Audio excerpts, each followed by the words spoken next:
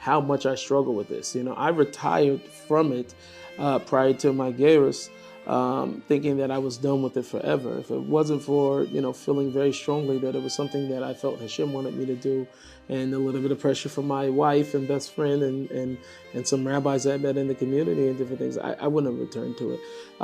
But what happened is over time, what I started to see is that it actually elevated my spirituality and my relationship and my connection with Hashem, because I felt such a achrayus to be able to use it as a tool to be able to spread light. Welcome to Ordinary People with Extraordinary Stories. I'm Chana Weisberg, host of this podcast. Joining me today, we have an incredibly interesting guest. His name is Nissim Black. You might know him as a very famous American-Israeli rapper who converted to Judaism, made Aliyah with his wife and I believe 7 children, and is continuing to make extremely inspiring music from there. Thank you so much for joining us, Nissim. Thank you so much for having me. Really appreciate it. So I thought your story is just so fascinating, and I wanted to share it with our crowd. So let's just start at the beginning, and then we'll get into all the different things like what inspires you and the point of your music and all that. But let's start with your story. You were So, born, your yeah, early life. my early life. Okay, so I was born originally in Seattle, Washington. I was born to hip hop parents. Both my mother and my father both helped pioneer rap music actually in Seattle. So they started very early, like 1980 or something like that. At Mm, that time, hip hop was more so just about having fun. It wasn't what it's what it morphed into today. But it was just definitely a way for them to have fun. It was a new outlet for young people. And so in were they addition, celebrities with that, or they like were were they? celebrities. They They were were celebrities. okay. In fact, if you go to the, I don't know if they have it because they're changing museums all the time, but I remember when I was younger, the EMP Museum, which is a music museum in the heart of Seattle, named after this Jimi Hendrix Experience place, that they had a mural of my parents. So Oh that was really wow, big for me. I remember seeing them come because they actually pioneered it there. So their first records was the beginning of rap. I'm telling you, yeah. But so still to this day, it was wow, a that's big thing for amazing. me. It was a big thing Right. for me later in my career. In How did addition they to get that, into it? They just got into music. They just enjoyed it. I think it just nobody understood how fast it was going to spread. The Mm, first, I mean, what's attributed to the first rap song, rap actually started earlier than this, but the first mainstream rap song came out in 1979. Sugar Hill Gang, Uptown Records. It mm. was called Rapper's Delight, and that song came out. A lot of people, the world had never even known what it was.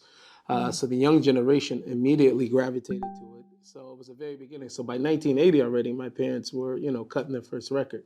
So Wow. it was very early on. So So was it assumed that you just would go into that, into music as well? I don't think it was assumed when I was younger. It wasn't one of Mhm, those things where I was pushed that way because my parents definitely deviated. They split when I was 2, but both of them were both mm, drug dealers as well. mm.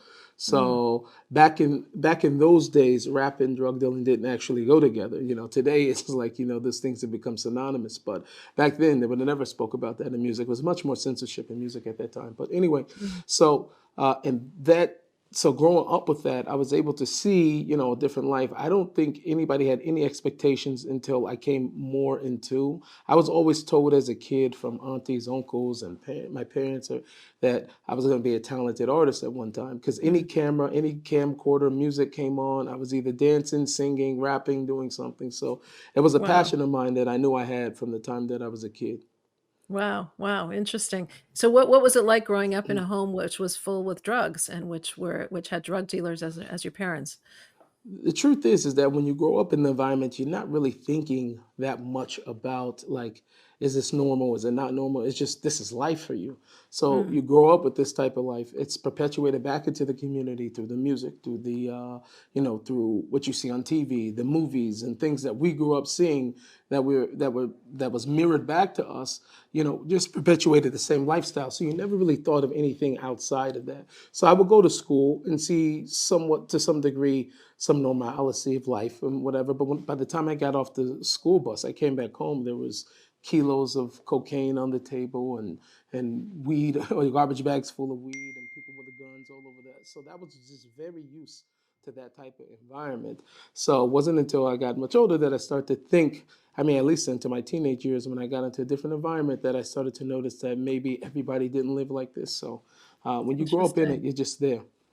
So you never realized that there was anything different there, or you never thought that there was anything wrong with it. It was just part of life. You know, it was wrong because, I remember watching, I remember one night, I was 5 years old. I think we lived in Bellevue, so we were outside of the main heart of Seattle, and especially like the neighborhood that we grew up in.